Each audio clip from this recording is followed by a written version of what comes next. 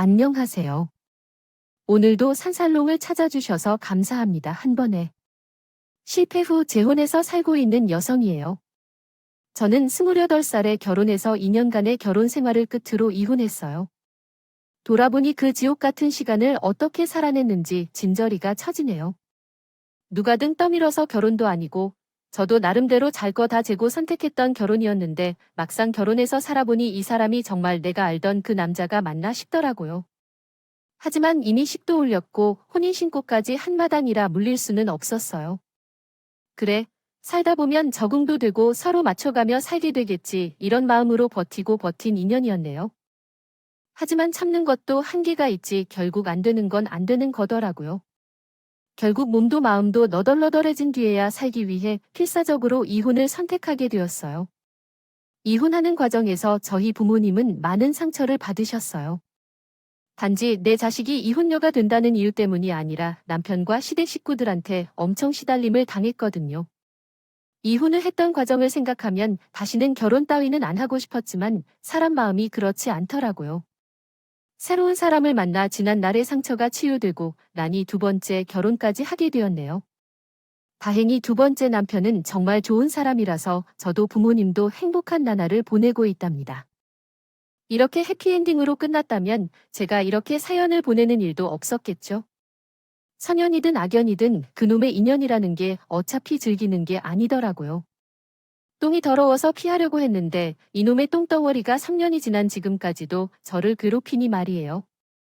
그럼 지금부터 제 사연을 들려드리겠습니다. 저는 어릴 때 몸이 많이 약했어요. 미숙아로 태어나자마자 인큐베이터 생활을 했고 중학교에 들어갈 때까지 병원을 동네 마트 드나들듯 살았거든요. 원인을 알 수 없는 피부 발진과 복통 거기다 감기는 수시로 달고 살았죠. 그러다 보니 저희 부모님은 찬바람만 불어도 제 걱정을 하셨어요. 그렇게 병약하던 제가 조금씩 건강한 모습을 갖게 된 건 중학교 2학년 때쯤이었어요.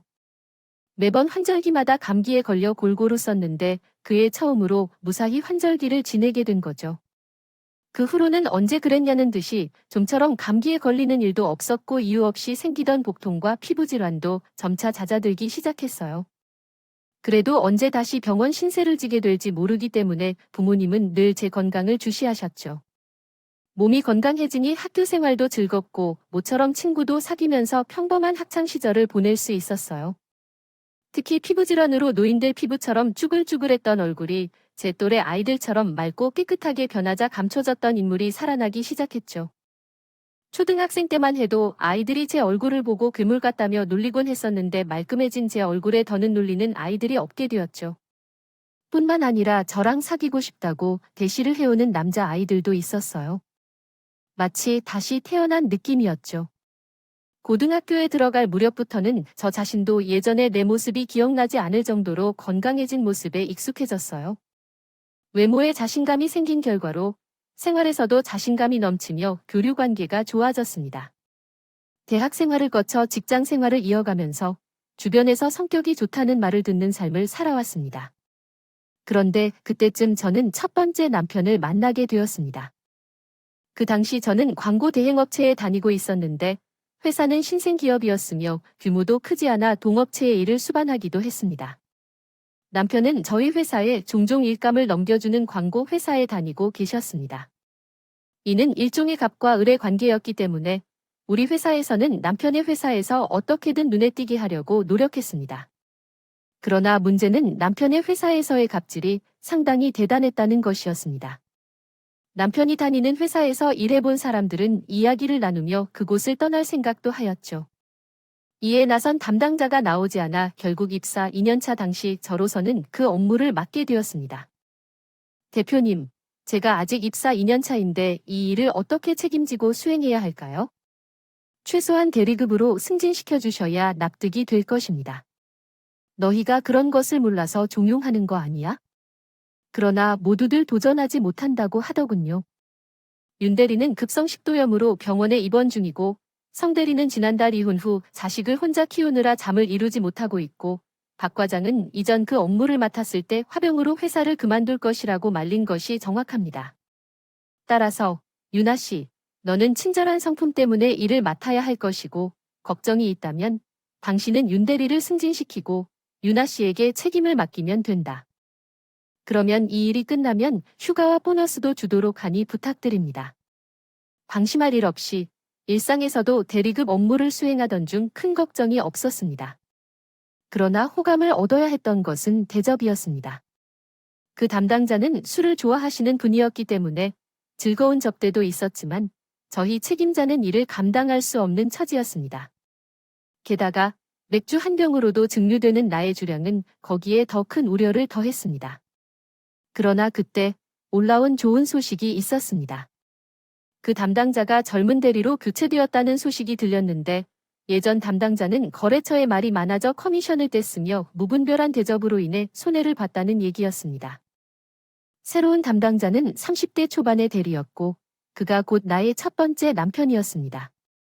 그는 인상이 조용하고 깔끔한 일처리로 트러블 없이 일을 처리했으며 나에게는 직급이 낮은 사원임에도 불구하고 친절하게 대해주며 필요하면 안내를 해주었습니다.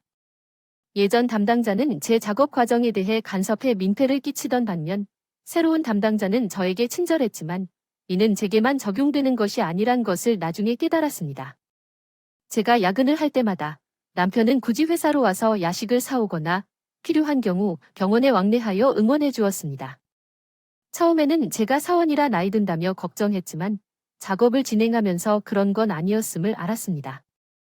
오히려 그는 내 업무 능력을 칭찬하도록 하였습니다. 젊은 남녀가 함께 늦은 시간까지 일을 하며 부디어서 결과적으로 혼인을 하게 되었습니다. 사무실에서 함께 일하면서 서서히 가까워졌습니다. 함께 프로젝트를 하며 시간을 보내면서 서로의 눈빛이 달라졌죠. 처음에는 일적인 관계였지만 프로젝트가 끝날 즈음에 우리는 연인 사이가 되었습니다.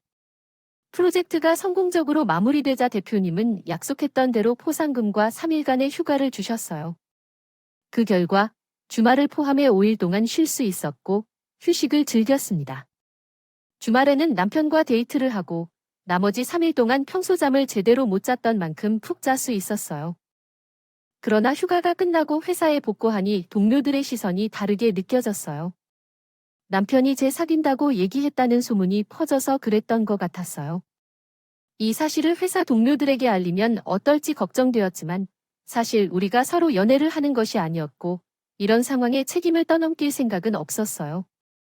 결국 그 사건을 통해 남편이 진지하고 책임감 있는 사람임을 더 확인할 수 있었고 그 덕분에 우리 결혼을 하게 되었습니다. 3년간의 연애 끝에 결혼을 하기로 결심했고 시댁의 배로 찾아가 결혼 승인을 받았습니다. 그때 우리가 방문한 시댁은 조금 협소하게 느껴지기 때문에 놀랐습니다.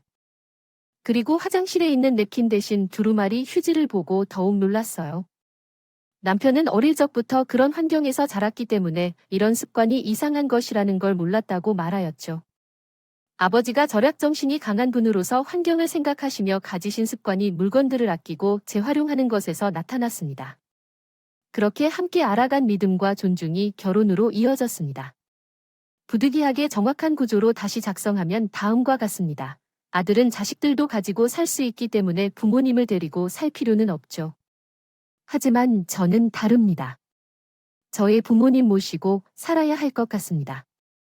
물건들 중에는 아직 쓸 수 있는 것들이 많아 따라서 침대와 책상만 바꾸고 나머지는 그대로 사용하기로 했습니다.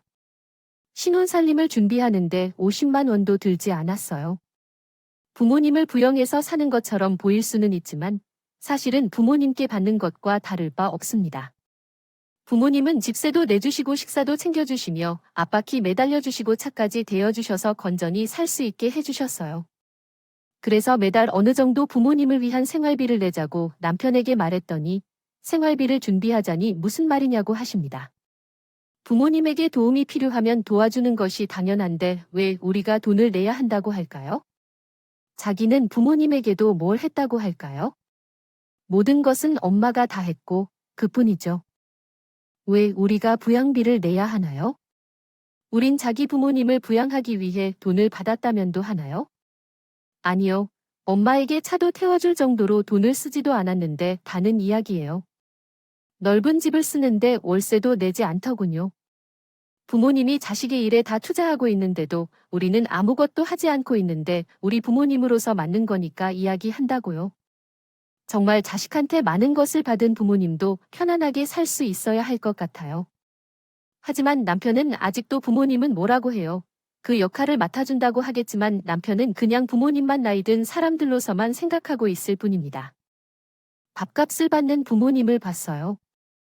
그리고 우리가 먹으면 얼마나 먹는다고 그러는데 그저 있는 반찬에 밥 한 공만 더 들어가는 것뿐인데 또한 젊은 사람들이 집에 있으면 연세든 부모님도 안심이 되실 거 아니에요. 언제 어떤 일이 생겨도 우리가 알아서 처리해 드릴 테니까 미래에 대한 안심 투자라고 생각하면 되지 않겠어요? 이게 무슨 말도 안 되는 소리야. 또 있는 반찬에 밥 한 공만 더 들어간다고 하고 자기가 우리 집 밥상을 보면 느끼는 바가 없어요. 어느 집에서 끼니마다 고기나 생선구이에 한정식집을 뺨치게 해서 올린다고 하여 자기가 먹이려고 일부러 더 하신다는 것을 딱 봐도 모르겠어요. 거기다 당신은 몸에 열이 많아서 벌써부터 에어컨을 켜고 살고 있다고 하지만 전기세는 누가 내느냐고 말씀하셨어요. 자기 이런 생활비로 꼬박꼬박 살 거면 차라리 지금이라도 분가해보자는 말에 남편은 놀란 표정을 지었어요. 하지만 그것도 그때뿐이었죠. 생활비 얘기만 나오면 요리조리 피해가는 통에 결국 제 월급에서 생활비를 드려야 했어요. 부모님께서는 안 받겠다고 하셨지만 저도 염치가 있어서 닫고 있을 수는 없어서 강제로 매달 통장에 입금을 해드렸죠. 남편과 사는 동안 알게 된 것들이 있어요. 제 남편은 절약 정신이 투철한 게 아니라 내 돈만 안 쓰려고 하는 자린고비였거든요. 애초에 처가살이를 고집한 것도 돈을 안 쓰고 편히 살겠다는 신보였어요.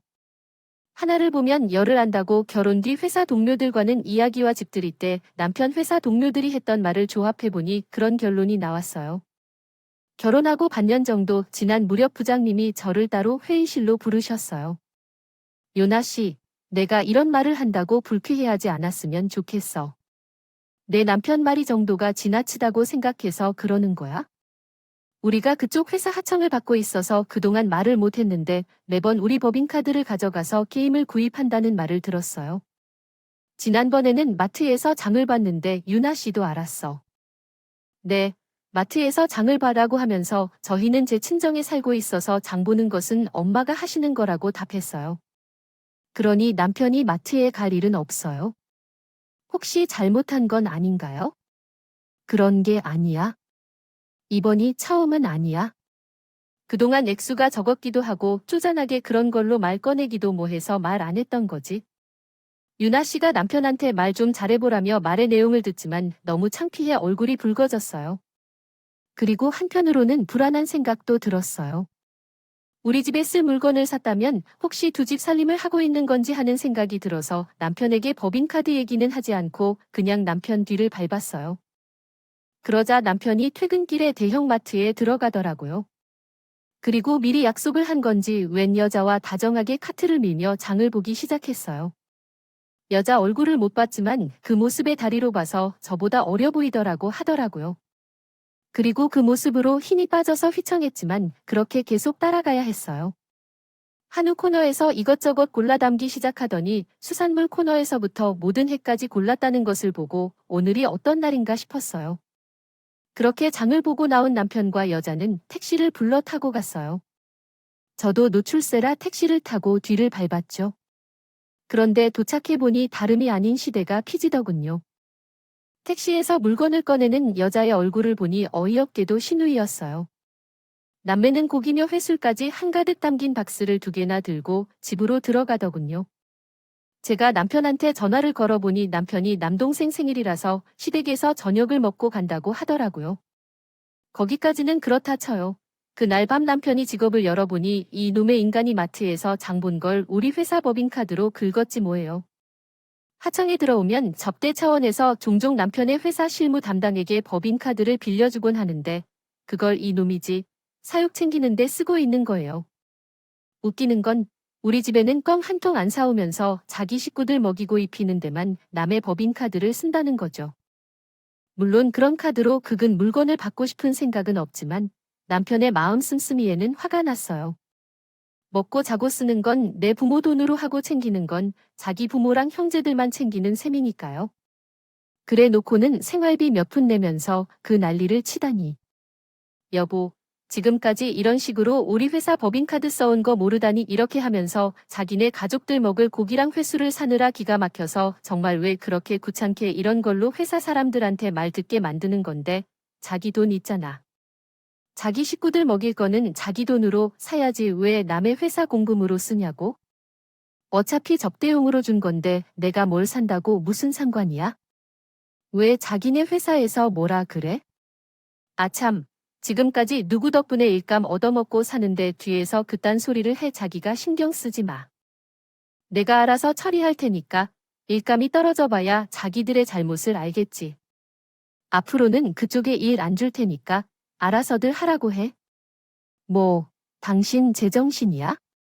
잘못한 게 누군데? 당신이 적반하장이야. 당장 카드 반납하고 오늘 결제금 물어줘. 싫어. 내가 왜 그래야 돼? 그리고 법인카드 아니었으면 나 그렇게 비싼 거 안 샀어. 미쳤냐?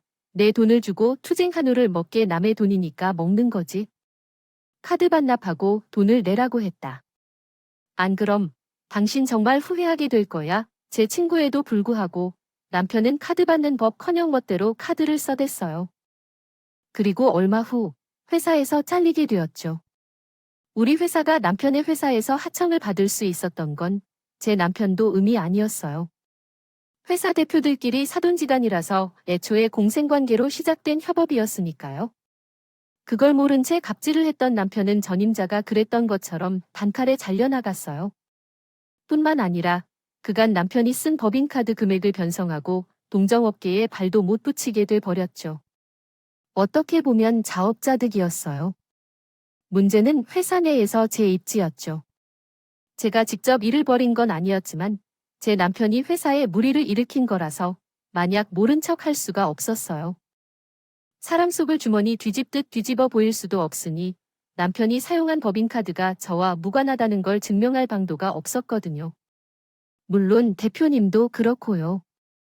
회사 사람들이 저를 믿는다고 했지만 그저 말뿐일 뿐이었습니다. 그래서 눈물을 머금고 이직을 하게 되었어요.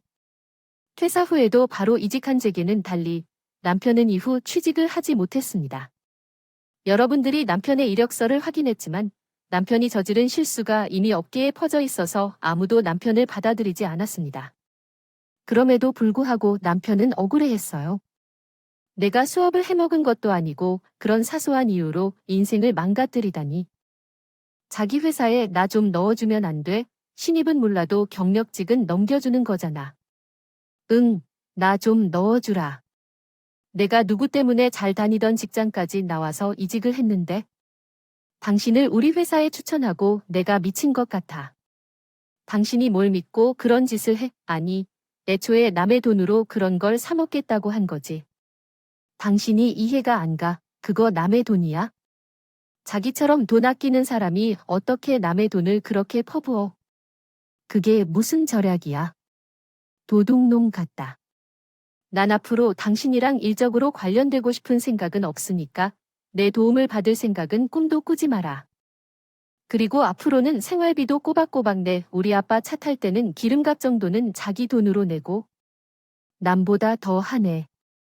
그래, 그런 생활비는 내가 내니까 걱정하지 말라고. 하지만 이혼하는 그날까지도 남편은 생활비 한 푼도 내지 않았어요. 그럼 어떻게 버티냐고 물은 사람이 생각나 한숨이 나는데. 정말이지, 자식은 부모의 거울이라고. 남편이나 시어머님이나 똑같은 사람들이더라고요. 결혼한 지 1년도 안 되었는데 자기 아들이 실직을 했다고 해도 매번 옷 사달라, 여행 보내달라 요구하는 게 한두 가지가 아니었어요. 그러던 남편이 생활비 문제를 시댁에 어떻게 전달했는지 어느 날은 시어머니가 친정으로 찾아오셨다고 합니다. 손에는 반찬통을 바리바리 들고 오더군요.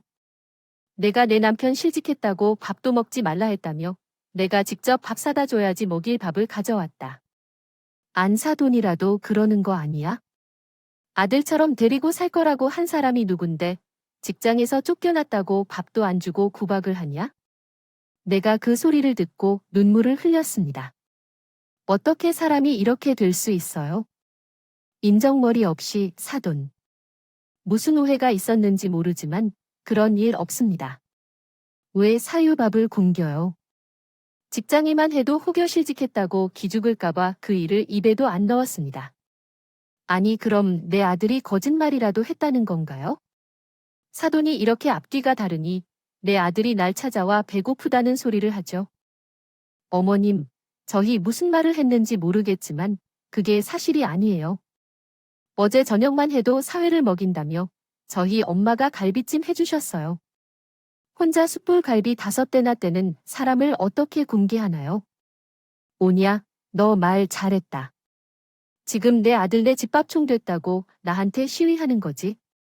극과 갈비를 좀 먹었다고 시어머니를 쥐잡듯 하냐고. 내가 참 더러워서 너네 집이 좀 살면서 이렇게 유세 뜨고 있는 게 아닙니다. 암튼 앞으로 내 자식 먹을 밥은 내가 챙겨올 테니 이해해라. 어머님은 가져오신 반찬통을 냉장고에 넣어놓고 횡하니 나가셨어요. 1시간 후 친구들을 만나러 나간 남편이 돌아왔는데 도대체 시댁에 가서 무슨 말을 했길래 어머님이 반찬을 싸우셨느냐고 물으셨더니 별일 없다는 듯이 대답하시는 거죠. 엄마가 당근 열무김치를 먹고 싶어 하셨다고 해서 난 식재료를 실컷 살 돈이 없어서 엄마가 반찬 좀 해달라고 요청했죠. 문제가 뭐였는지 알 수가 없었어요. 한마디로 나 먹을 반찬은 우리 엄마가 요리해 주셨으니 반찬값을 내지 않아도 됐던 거죠. 참, 아버님 차는 나가서 다니는 대신 손세차를 해드렸으니까 기름값을 내진 않아도 된다는 말이었죠. 어떻게든 생활비를 마련하려는 남편을 보면서 억장이 무너지고 한숨이 나왔어요. 그런데 문제는 이런 사건이 그날 끝이 아니라는 것이 더 큰 문제였어요. 시댁 가족들이 우리 집을 수시로 방문하며 사람들을 정맥하고 간다는 것이었죠. 반찬을 가져왔다거나 자기 아들에게 먹일 쌀을 가져온다는 핑계로 저희 집을 방문했지만 그것은 모두 핑계였어요. 반찬은 한 끼 먹고 끝나는 소량이고 쌀은 500ml짜리 페트병 하나 정도였기 때문이죠. 그저 형식적으로 행동하며 어떻게든 생활비를 마련하려는 얕은 속임수였어요. 문제는 시어머니와 시아버지가 우리 집에 올 때마다 저희 엄마와 아빠가 힘들어하셨다는 점이었어요. 사위에게 잘 대접하고 자식들을 굶기는 양으로 소외시켜야 했기 때문이죠. 이런 일들이 반복되면서 저의 피부 발진과 스트레스성 복통이 재발하고 휴직을 하고 병원 치료를 받게 되었어요. 몸도 아팠고 정신적으로 힘들어서 한 명만 없으면 모든 것이 해결될 것 같은 나쁜 생각마저 하게 되었어요. 그렇게 엉뚱한 생각이 드더니 결국 잘못은 나에게 있는 것이라 깨닫고 남편을 깨워 이혼하자고 말했어요. 그 당시에는 정말 스트레스가 한계에 달한 상태였어요. 이혼해. 너 때문에 함께 살 수 없어. 어서 이혼해야 해. 그러자 남편은 불쾌한 말에 반응하여 내가 잘못했나? 결국 이혼할 생각은 없다. 자, 잠자. 이렇게 말하며 이불을 머리로 덮고 들어갔어요. 이것을 보면서 손에 쥐고 싶은 욕구가 들었지만 내 삶을 망쳐놓을 것 같아 참았어요. 그렇게 하지 않아야겠다 생각해 호흡을 가라앉히고 방을 나와서 노트북을 가져가서 능숙한 이혼 변호사를 찾았어요. 다음 날 변호사 사무실 문이 열리자마자 들어가서 이혼 소송을 의뢰했어요. 결국 남편은 자신은 잘못이 없다며 반박했지만 이혼 선고와 위자료 지불을 명령받으며 미안하다며 잘못했다고 털어놓았고 위자료를 최대한 삭감하겠다는 소리를 했지만 제가 물러설 수는 없었어요. 기가 막힌 짓을 하더라도 위자료 3천만 원을 동전으로 가져와서 저희 친정 거실에 뿌린 적이 있습니다. 살다 이런 악질적인 인간을 처음 만났는데 남편이 뿌린 동전을 주워 담는데 웃음이 나온다고요. 억울하거나 화가 날 것이 아니라 이렇게라도 그 인간과 관계를 끊을 수 있어서 너무 기뻐해 미친 듯이 웃었습니다. 이혼 후에 피부 상태가 회복되고 신경성 통증도 사라졌습니다. 그래서 다시 회사에 복귀하게 되었고 과거를 잊고 업무에 몰두하던 중 우리 회사에서 광고를 맡긴 고깃집 프랜차이즈 대표와 미팅하게 되었습니다. 젊은 나이에 실직한 뒤 아르바이트를 하면서 좋은 아이디어를 생각하여 고깃집을 차린다고 하더군요. 고기는 1인분으로 팔지 않기 때문에 혼자 오는 손님들이 2인분을 시키거나 동반자를 데리고 오게 만들었는데 그 아이디어에서 1인분 고깃집을 시작하기로 결정했습니다. 홀에서 판매할 뿐만 아니라 배달을 주로 하는데요. 1인분 고깃집은 입소문을 타고 주문이 증가했고 3년 만에 프랜차이즈로 성장했습니다. 그곳의 광고를 담당한 나는 대표님이 직접 운영하는 직영점을 자주 방문하게 되었습니다. 대표님이 바빠서 만날 기회가 어려웠는데 나름 만족스러운 광고를 만들어서 대표님이 좋아해 주셨습니다. 그 덕분에 앞으로의 광고는 저희 회사에 맡긴다고 하시는데요. 그 후 광고와 매체 광고 등 여러 작업이 이어졌고 우리는 서로 가까워져서 작년 이맘때 재혼했습니다. 남편도 이혼 경험이 있어서 서로의 처지를 이해하는 데 도움이 되었습니다. 결혼식을 올린 직후 임신을 알게 되어 회사를 그만둔 후 가끔 매장에 나가서 카운터를 돌볼 때도 있습니다. 그런데 그 가게에 전 남편이 올 줄은 상상도 못했습니다. 그가 가게 앞을 지나다가 나를 보고 가족을 데리고 왔다는데요. 몇 년 만에 다시 보는 전 남편과 그의 가족을 보니 속이 울렁거리고 불편했습니다. 그래서 직원에게 카운터를 맡기고 화장실에 들어갔었는데 홀에서 전 남편의 목소리가 들리더라고요. 세상에, 식사에 나온 손톱이 어떻게 된 거야? 아닌데, 보니까 발톱인데 여기 사장 어디야? 사장 나와. 거기 있어. 그 소동으로 손님들은 불만을 표시하기 시작했고 빨리 전 남편이 있는 테이블로 달려갔습니다. 아, 너가 사장이구나. 자, 나랑 살 때는 깨끗하다고 했던데 돈은 더럽게 벌고 사는구나. 어떻게 음식에서 발톱이 나온 거야? 내가 보상할 건 어떻게 할 거냐고 일단 진정해요. 발톱이 정말 음식에서 나왔는지 확인부터 해야죠. 그 다음에 보상 처리를 논의하죠. 그럼 웃겨? 넌 이상한 걸로 웃네? 웃음냐? 음식에서 불쾌한 물질이 나온다면 우선 사과를 해야 할 텐데요. 맞아, 확인이 먼저입니다. 이것이 어디서 나왔는지 확인해야 해요. 인터넷에 올려서 가게를 망하게 해주겠다고요? 막내, 빨리 찍어서 글을 올려. 이런 상황에서 가게가 망해야 정신을 차리게 될 것 같아요. 전 남편이 하는 말이 무서워. 신우이가 사진을 찍어서 자기 SNS에 올렸어요. 그리고 전 남편과 시댁 식구들은 기분 좋게 나를 향해 웃고 있는 걸 봤어요. 그 정도로 긴장해서 식은땀이 나서 다리에 힘이 빠져 휘청거렸어요. 그런데 그때 뒤에서 두 팔로 감싸는 사람이 나타났어요. 그게 제 남편이었죠. 여보, 이 문제는 내가 처리할 테니 너는 들어가 있어. 고객님, 이 가게의 사장이자 프랜차이즈 대표입니다. 확인할 게 있어서 조금 늦었는데 양해 부탁드립니다. 방금 CCTV를 통해 상황을 확인했습니다. 그 발톱은 당사의 음식에서 나온 것이 아니라 손님 주머니에서 나왔습니다. 냅킨에 싸서 털어넣는 장면이 명확히 찍혔습니다. 그거 인터넷에 올리셨죠? 허위사실 유포까지 해당될 것 같네요. 법적 문제는 저희 회사의 고문 변호사와 상의해서 법적 소송 절차에 들어가겠습니다. 그래서 지금은 댁으로 돌아가 주세요.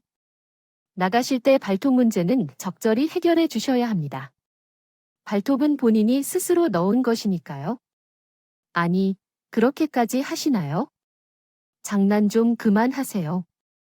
법적 소송이라니? 유나야, 이리 와서 얘기 좀 해줘. 내 남편을 도와달라고? 어디서 안 불러서 와이프 이름을 불러? 경찰을 불러야겠습니까? 그런 말은 그만하세요. 당장 가게에서 나가주세요. 내 와이프는 그렇게 부를 사람이 아니에요. 창피한 줄 알아야지. 부모님과 함께 오셔서 이런 일을 벌이다니. 참 남편은 직원들과 함께 내 남편과 그 가족들을 가게에서 내보냈어요. 물론 밥값은 제대로 받았고요. 그리고 잠시 후 몇 가지 사안에 대해 전 남편에게 소장을 보냈습니다. 그 소장은 결코 봐주지 않겠다고 했어요. 그러면서 자기가 대신으로 복수해 주겠다고 합니다. 저는 그러한 복수를 원치 않아요. 제 악연이 끝나길 바랄 뿐입니다. 선연으로 만난 남편과 행복하게 살고 싶어요. 이런 사정을 들어주셔서 감사합니다.